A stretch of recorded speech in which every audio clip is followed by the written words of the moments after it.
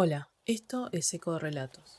Hoy leeremos El Señor de los Anillos, El Retorno del Rey, libro 2 de J.R.R. Tolkien. Capítulo 4. El campo de Cormalén. El océano embravecido de los ejércitos de Mordor inundaba las colinas. Los capitanes del oeste empezaban a zozobrar bajo la creciente marejada. El sol rojo ardía y bajo las alas de los Nazgûl, las sombras negras de la muerte se proyectaban sobre la tierra. Aragorn, erguido al pie de su estandarte, silencioso y severo, parecía abismado en el recuerdo de cosas remotas, pero los ojos le resplandecían, como las estrellas que brillan más cuanto más profunda y oscura es la noche. En lo alto de la colina estaba Gandalf, blanco y frío, y sobre él no caía sombra alguna.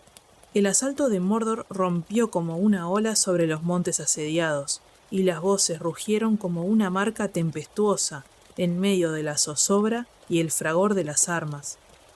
De pronto, como despertado por una visión súbita, Gandalf se estremeció, y volviendo la cabeza miró hacia el norte, donde el cielo estaba pálido y luminoso. Entonces levantó las manos y gritó con una voz poderosa que resonó por encima del estrépito. ¡Llegan las águilas! ¡Llegan las águilas! Y muchas voces respondieron gritando: ¡Llegan las águilas! ¡Llegan las águilas! Los de Mordor levantaron la vista, preguntándose qué podía significar aquella señal. Y vieron venir a Waihir, el señor de los vientos, y a su hermano Landroval, la más grande de todas las águilas del norte, los descendientes más poderosos del viejo Thorondor, aquel que en los tiempos en que la Tierra Media era joven, construía sus nidos en los picos inaccesibles de las montañas circundantes. Detrás de las águilas, rápidas como un viento creciente, llegaban en largas hileras todos los vasallos de las montañas del norte, y, desplomándose desde las altas regiones del aire, se lanzaron sobre los Nazgûl, y el batir de las grandes alas era como el rugido de un huracán. Pero los Nazgûl, respondiendo a la súbita llamada de un grito terrible en la torre oscura, dieron media vuelta y huyeron, desvaneciéndose en las tinieblas de Mordor, y en el mismo instante todos los ejércitos de Mordor se estremecieron. La duda oprimió los corazones, enmudecieron las risas, las manos temblaron, los miembros flaquearon. El poder que los conducía, que los alimentaba de odio y de furia, vacilaba. Ya su voluntad no estaba con ellos, y al mirar a los ojos a los enemigos, vieron allí una luz de muerte y tuvieron miedo. Entonces todos los capitanes del oeste prorrumpieron en gritos, porque en medio de tanta oscuridad, una nueva esperanza henchía los corazones, y desde las colinas sitiadas, los caballeros de Gondor, los jinetes de Rohan, los Dúnedain del norte, compañías compactas de valientes guerreros, se precipitaron sobre los adversarios vacilantes, abriéndose paso con el filo implacable de las lanzas. Pero Gandalf alzó los brazos, y una vez más los exhortó con voz clara: «¡Deteneos, hombres del oeste! ¡Deteneos y esperad! Ha sonado la hora del destino». Y aún mientras pronunciaba estas palabras, la tierra se estremeció bajo los pies de los hombres. Una vasta oscuridad llameante invadió el cielo y se elevó por encima de las torres de la Puerta Negra, más alta que las montañas. Tembló y gimió la tierra. Las torres de los dientes se inclinaron, vacilaron un instante y se desmoronaron. En escombros se desplomó la poderosa muralla. La Puerta Negra saltó en ruinas y, desde muy lejos, ora apagado, ora creciente, trepando hasta las nubes, se oyó un tamborileo sordo y prolongado, un estruendo, los largos ecos de un redoble de destrucción y ruina. «El reino de Sauron ha sucumbido», dijo Gandalf. «El portador del anillo ha cumplido su misión». Y al volver la mirada hacia el sur, hacia el país de Mordor, los capitanes creyeron ver, negra contra el palio de las nubes, una inmensa forma de sombra impenetrable, coronada de relámpagos, que invadía toda la bóveda del cielo, se desplegó gigantesca sobre el mundo y tendió hacia ellos una gran mano amenazadora, terrible pero impotente, porque en el momento mismo en que empezaba a descender, un viento fuerte la arrastró y la disipó, y siguió un silencio profundo.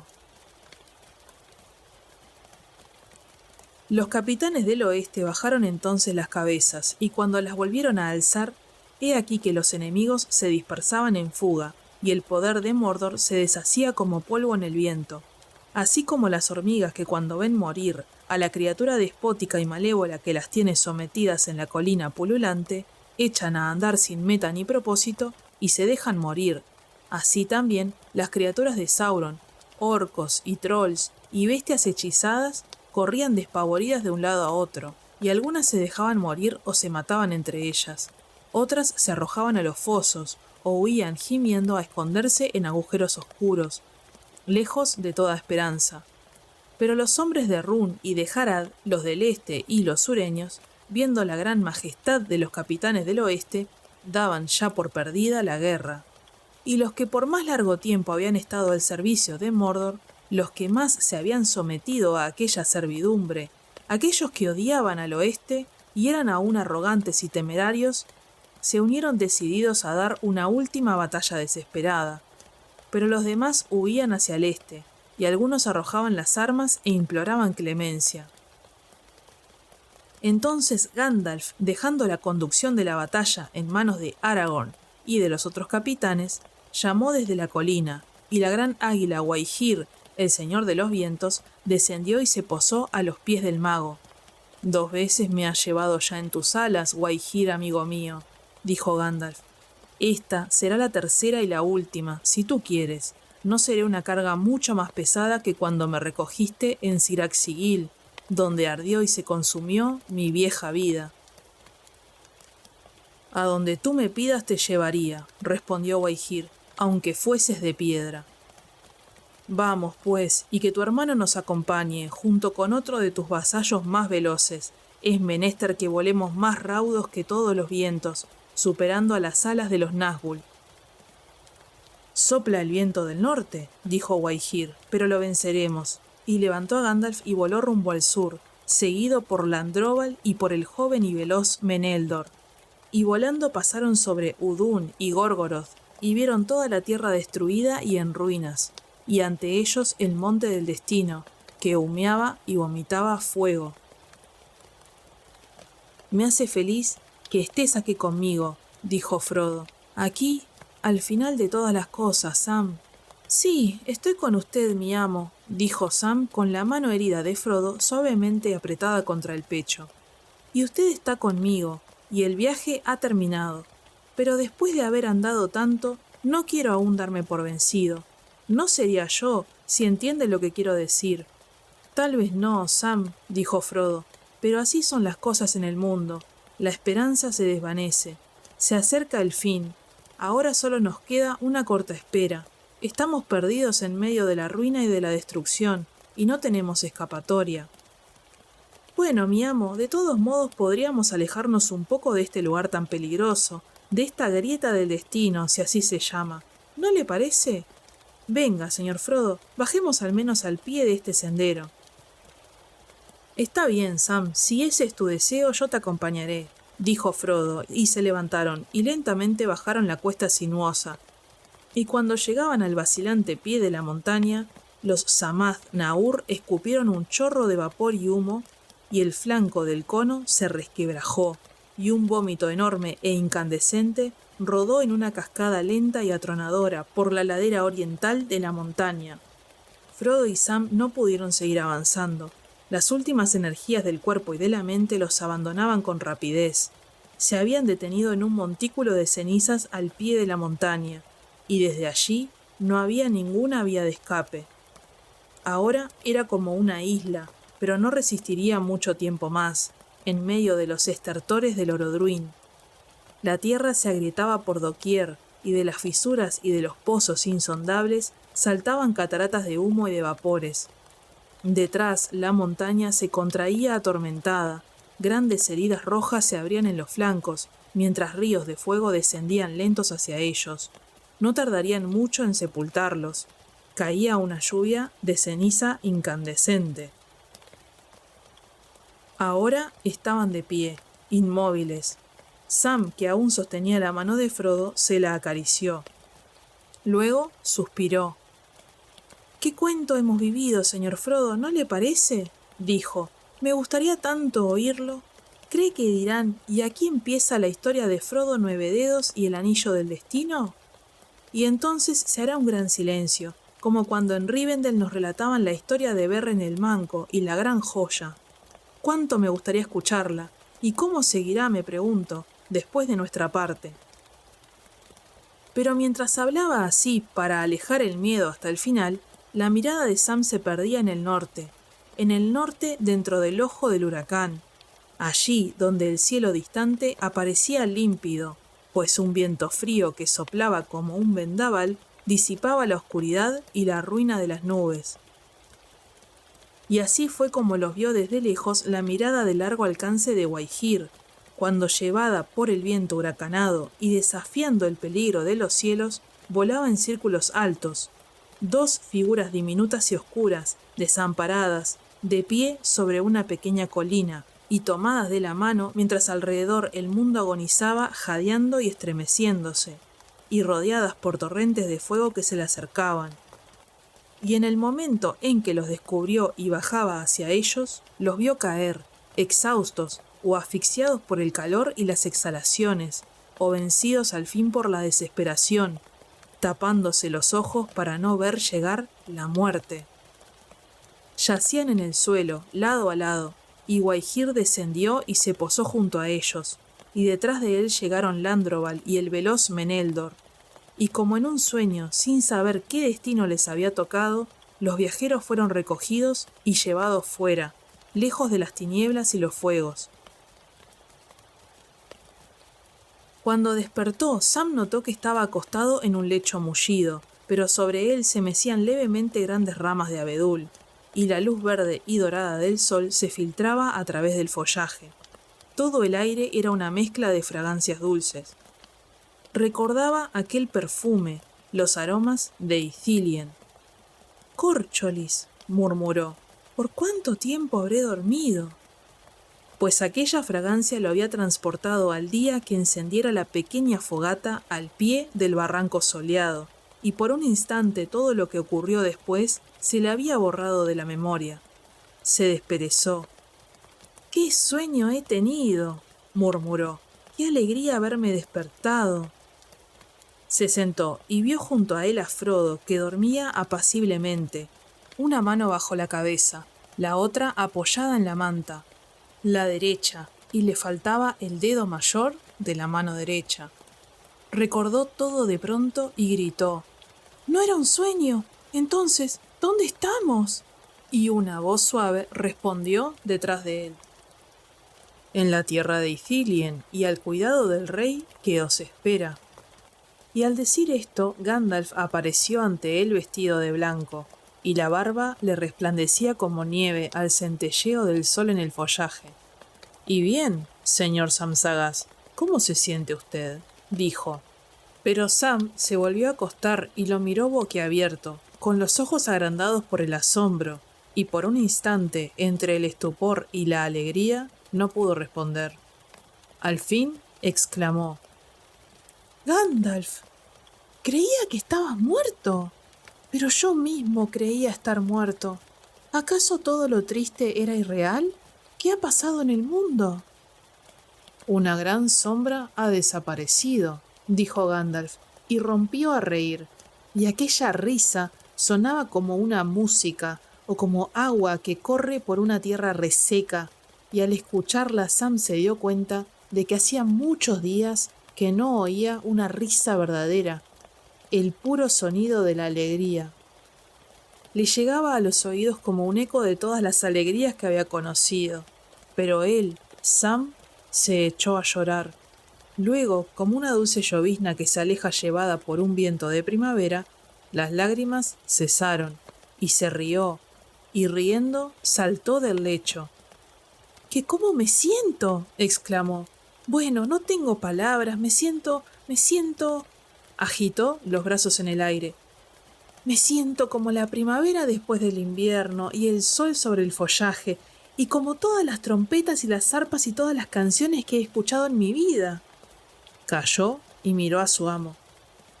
Pero, ¿cómo está el señor Frodo? Dijo. ¿No es terrible lo que le ha sucedido en la mano?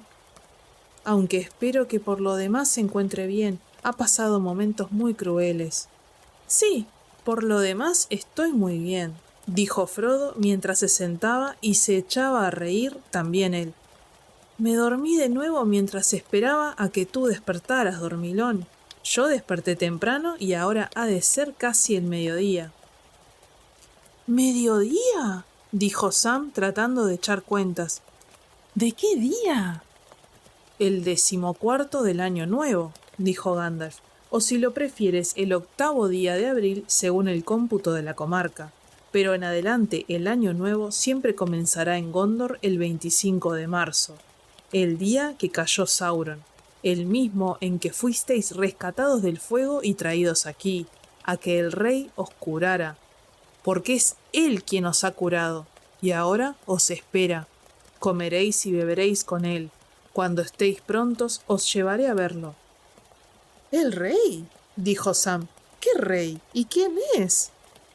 El rey de Gondor y soberano de las tierras occidentales, dijo Gandalf, que ha recuperado todo su antiguo reino. Pronto irá a su coronación, pero os espera a vosotros.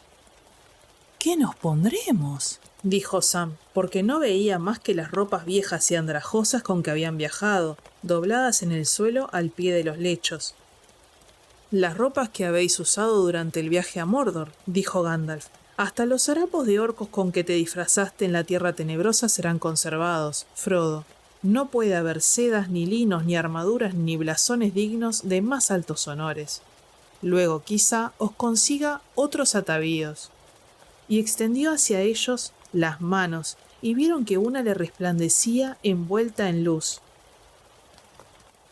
¿Qué tienes allí? Exclamó Frodo. ¿Es posible que sea...? Sí, os he traído vuestros 2 tesoros, los tenía Sam, cuando fuisteis rescatados, los regalos de la dama Galadriel, el frasco de Frodo y la cajita, Sam. Os alegrará tenerlos de nuevo. Una vez lavados y vestidos, y después de un ligero refrigerio, los hobbits siguieron a Gandalf. Salieron del bosquecillo de abedules donde habían dormido, y cruzaron un largo prado verde que relucía al sol, flanqueado de árboles majestuosos de oscuro follaje, y cargados de flores rojas. A espaldas de ellos canturreaba una cascada, y un arroyo corría adelante, entre riberas florecidas, y en el linde del prado se internaba en un bosque frondoso y pasaba luego bajo una arcada de árboles, y entre ellos y a lo lejos centelleaba el agua. Al llegar al claro del bosque le sorprendió ver unos caballeros de armadura brillante y unos guardias altos engalanados de negro y plata, que lo saludaban con respetuosas y profundas reverencias. Se oyó un largo toque de trompeta y siguieron avanzando por la alameda, a la vera de las aguas cantarinas, y llegaron a un amplio campo verde, y más allá corría un río ancho en cuyo centro asomaba un islote boscoso con numerosas naves ancladas en las costas. Pero en ese campo se había congregado un gran ejército, en filas y compañías que resplandecían al sol, y al ver llegar a los hobbits desenvainaron las espadas y agitaron las lanzas, y resonaron las trompetas y los cuernos, y muchas voces gritaron en muchas lenguas. ¡Vivan los medianos! ¡Alabados sean con grandes alabanzas! Huío y Feriain Anán, Aglar Ni, Perianath. Alabados sean con grandes alabanzas Frodo y Samsagaz, Daur Aberjael, Conin Enanún, Eglerio. Alabados sean, Eglerio, Alaitate, Laitate, Andabel Aitúbalmet. Alabados sean, Cormacolindor, Alaita Tariena. Alabados sean con grandes alabanzas los portadores del anillo. Y así, arreboladas las mejillas por la sangre roja, con los ojos brillantes de asombro, Frodo y Sam continuaron avanzando, y vieron, en medio de la hueste clamorosa, 3 altos sitiales de hierba verde. Sobre el sitial de la derecha, blanco sobre verde, flameando al viento, un gran corcel cabalgaba en libertad. Sobre el de la izquierda se alzaba un estandarte, y en él una nave de plata con la proa en forma de cisne surcaba un mar azul. Pero sobre el trono del centro, el más elevado, flotaba un gran estandarte, y en él, sobre un campo de sable, nimbado por una corona resplandeciente de 7 estrellas, florecía un árbol blanco. Y en el trono estaba sentado un hombre vestido en una cota de malla. No usaba yelmo, pero en sus rodillas descansaba una espada larga, y al ver que llegaban los hobbits se puso enseguida de pie.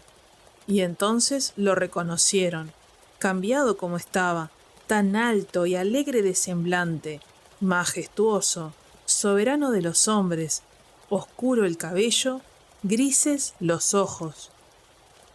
Frodo corrió a su encuentro y Sam lo siguió. «Bueno, si esto parece de veras el colmo de los colmos», exclamó. «Trancos, ¿o acaso estoy soñando todavía?» «Sí, Sam, trancos», dijo Aragorn. «Qué lejana está Bree, ¿no es verdad? Donde dijiste que no te gustaba mi aspecto. Largo ha sido el camino para todos, pero a vosotros os ha tocado recorrer el más oscuro». Y entonces, ante la profunda sorpresa y turbación de Sam, hincó ante ellos la rodilla, y tomándolos de la mano, a Frodo con la diestra y a Sam con la siniestra, los condujo hasta el trono, y luego de hacerlos sentar en él, se volvió a los hombres y a los capitanes que estaban cerca, y habló con voz fuerte para que la hueste entera pudiese escucharlo. «Alabados sean con grandes alabanzas». Y cuando una vez más se acallaron los clamores de júbilo, un juglar de Gondor se adelantó, y arrodillándose pidió permiso para cantar. Y, oh maravilla, como para dar a Sam una satisfacción total y colmarlo de pura alegría, he aquí lo que dijo. «Escuchad, señores y caballeros y hombres de valor sin tacha, reyes y príncipes, y leal pueblo de Gondor, y jinetes de Rohan, y vosotros, hijos de Elrond, y los Dúnedain del norte, y elfo y enano, y nobles corazones de la comarca, y de todos los pueblos libres del oeste. Escuchad ahora mi canción, porque he venido a cantar para vosotros la balada de Frodo 9 dedos y el anillo del destino». Y Sam, al oírlo, estalló en una carcajada de puro regocijo. «¡Oh, gloria y esplendor! ¡Todos mis deseos se ven realizados!» Y lloró, y el ejército en pleno reía y lloraba, y en medio del júbilo y de las lágrimas se elevó la voz límpida de oro y plata del juglar, y todos enmudecieron. Y cantó para ellos en lengua élfica y en las lenguas del oeste hasta que los corazones, traspasados por la dulzura de las palabras, se desbordaron, y la alegría de todos centelleó como espadas, y los pensamientos se elevaron hasta las regiones donde el dolor y la felicidad fluyen juntos, y las lágrimas son el vino de la aventura. Y por fin, cuando el sol descendía del cenit y alargaba las sombras de los árboles, el juglar terminó su canción. «Alabados sean con grandes alabanzas», dijo, y se hincó de rodillas. Y entonces Aragorn se puso de pie, y el ejército entero lo siguió, y todos se encaminaron a los pabellones que habían sido preparados para comer y beber, y festejar hasta el final del día. A Frodo y a Sam los condujeron a una tienda, donde luego de quitarles los viejos ropajes, que sin embargo doblaron y guardaron con honores, los vistieron con lino limpio. Y entonces llegó Gandalf, y ante el asombro de Frodo, traía en los brazos la espada y la capa élficas, y la cota de malla de mithril que le fueran robadas en Mordor. Y para Sam traía una cota de malla dorada y la capa élfica, limpia ahora de todas las manchas y daños, y depositó 2 espadas a los pies de los hobbits. «Yo no deseo llevar una espada», dijo Frodo. «Tendrás que llevarla al menos esta noche», le dijo Gandalf. Frodo tomó entonces la espada pequeña, la que fuera de Sam y que había quedado junto a él en Cirith Ungol. «Dardo es tuya, Sam», dijo. «Yo mismo te la di». «No, mi amo, el señor Bilbo se la regaló a usted y hace juego con la cota de plata. A él no le gustaría que otro la usara ahora». Frodo cedió, y Gandalf, como si fuera el escudero de los dos, se arrodilló y les ciñó las hojas, y luego les puso sobre las cabezas unas pequeñas diademas de plata, y así, ataviados, se encaminaron al festín, y se sentaron a la mesa del rey con Gandalf, y el rey Éomer de Rohan, y el príncipe Imrahil, y todos los grandes capitanes, y también Gimli y Legolas estaban con ellos. Y cuando después del silencio ritual trajeron el vino, 2 escuderos entraron para servir a los reyes. O escuderos parecían al menos. Uno vestía la librea negra y plateada de los guardias de Minas Tirith, y el otro de verde y de blanco. Y Sam se preguntó qué harían 2 mozalbetes como aquellos en un ejército de hombres fuertes y poderosos. Y entonces, cuando se acercaron, los vio de pronto más claramente y exclamó: «Mire, señor Frodo, mire, ¿no es Pippin? El señor Peregrin Took, tendría que decir, y el señor Merry. ¡Cuánto han crecido! ¡Córcholis! Veo que además de la nuestra hay otras historias para contar». «Claro que las hay», dijo Pippin volviéndose a él, «y empezaremos ni bien termine este festín. Mientras tanto puedes probar suerte con Gandalf. Ya no es tan misterioso como antes, aunque ahora se ríe más de lo que habla. Por el momento, Merry y yo estamos ocupados. Somos caballeros de la ciudad y de la marca, como espero habrás notado». Concluyó al fin el día de júbilo, y cuando el sol desapareció y la luna subió redonda y lenta sobre las brumas del Anduin y centelleó a través del follaje inquieto, Frodo y Sam se sentaron bajo los árboles susurrantes. Allí, en la hermosa y perfumada tierra de Ithilien, y hasta muy avanzada la noche conversaron con Merry, y Pippin y Gandalf, y pronto se unieron a ellos Legolas y Gimli. Allí fue donde Frodo y Sam oyeron buena parte de cuanto le había ocurrido a la compañía, desde el día infausto en que se habían separado en Parthgalen, cerca de las cascadas del Rauros, y siempre tenían otras cosas que preguntarse, nuevas aventuras que narrar. Los orcos, los árboles parlantes, las praderas de leguas interminables, los jinetes al galope, las cavernas relucientes, las torres blancas y los palacios de oro, las batallas y los altos navíos surcando las aguas. Todo desfiló ante los ojos maravillados de Sam. Sin embargo, entre tantos y tantos prodigios, lo que más le asombraba era la estatura de Merry y de Pippin, y los medía, comparándolos con Frodo y con él mismo, y se rascaba la cabeza. «Esto sí que no lo entiendo, a la edad de ustedes», dijo, «pero lo que es cierto, y ahora miden 3 pulgadas más de lo normal, o yo soy un enano». «Eso sí que no», dijo Gimli, «pero ¿no os lo previne? Los mortales no pueden beber los brebajes de los Ents y pensar que no les hará más efecto que un jarro de cerveza». «¿Brebaje de los Ents?», dijo Sam. «Ahora vuelves a mencionar a los Ents. ¿Pero qué son? No alcanzo a comprenderlo. Pasarán semanas y semanas antes que hayamos aclarado todo esto». «Semanas, por cierto», dijo Pippin, «y luego habrá que encerrar a Frodo en una torre de Minas Tirith para que lo ponga todo por escrito. De lo contrario, se olvidará de la mitad, y el pobre viejo Bilbo tendrá una tremenda decepción». Al cabo, Gandalf se levantó. «Las manos del rey son las de un curador, mis queridos amigos», dijo, «pero antes que él os llamara, recurriendo a todo su poder para llevaros al dulce olvido del sueño, estuvisteis al borde de la muerte, y aunque sin duda habéis dormido largamente y en paz, ya es hora de ir a dormir de nuevo». «Y no solo Sam y Frodo», dijo Gimli, «sino también tú, Pippin. Te quiero mucho, aunque solo sea por las penurias que me has causado, y que no olvidaré jamás. Tampoco me olvidaré de cuando te encontré en la cresta de la colina en la última batalla. Sin Gimli y el enano te habrías perdido, pero ahora al menos sé reconocer el pie de un hobbit, aunque sea la única cosa visible en medio de un montón de cadáveres. Y cuando libré tu cuerpo de aquella carroña enorme, creí que estabas muerto. Poco faltó para que me arrancaran las barbas. Y hace apenas un día que estás levantado y que saliste por primera vez. Así que ahora te irás a la cama y yo también». Y yo, dijo Legolas, iré a caminar por los bosques de esta tierra hermosa, que para mí es descanso suficiente. En días por venir, si el Señor de los Elfos lo permite, alguno de nosotros vendremos a morar aquí, y cuando lleguemos estos lugares serán bienaventurados. Por algún tiempo, un mes, una vida, un siglo de los hombres. Pero el Anduin está cerca, y el Anduin conduce al mar. ¡Al mar! Al mar, claman las gaviotas blancas, el viento sopla y la espuma blanca vuela. Lejos al oeste se pone el sol redondo.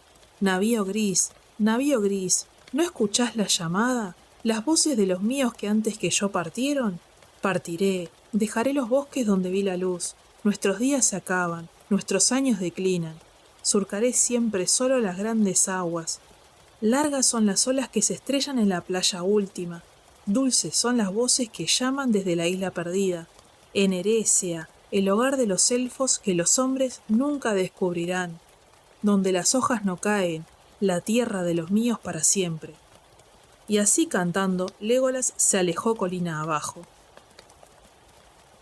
Entonces también los otros se separaron, y Frodo y Sam volvieron a sus lechos y durmieron. Y por la mañana se levantaron, tranquilos y esperanzados, y se quedaron muchos días en Ithilien.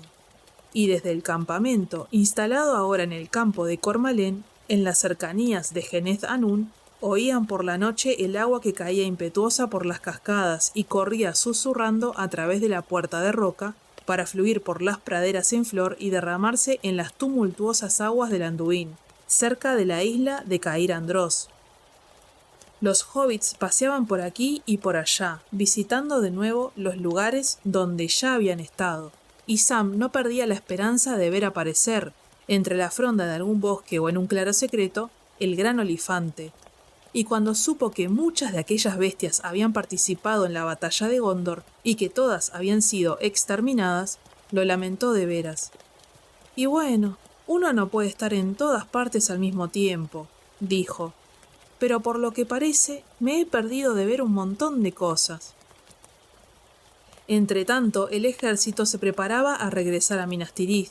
Los fatigados descansaban y los heridos eran curados, porque algunos habían tenido que luchar con denuedo antes de desbaratar la resistencia postrera de los hombres del este y de los sureños. Y los últimos en regresar fueron los hombres que habían entrado en Mordor y destruido las fortalezas en el norte del país. Pero por fin, cuando se aproximaba el mes de mayo, los capitanes del oeste se pusieron nuevamente en camino. Llevaron anclas en Cair Andros y fueron por el Anduin aguas abajo hasta Osgiliath. Allí se detuvieron un día y al día siguiente llegaron a los campos verdes del Pelennor y volvieron a ver las torres blancas al pie del imponente Mindoluin, la ciudad de los hombres de Gondor, el último recuerdo de lo Esternece, que salvado del fuego y de la oscuridad había despertado a un nuevo día. Y allí en medio de los campos levantaron las tiendas en espera de la mañana, pues era la víspera de mayo, y el rey entraría por las puertas a la salida del sol.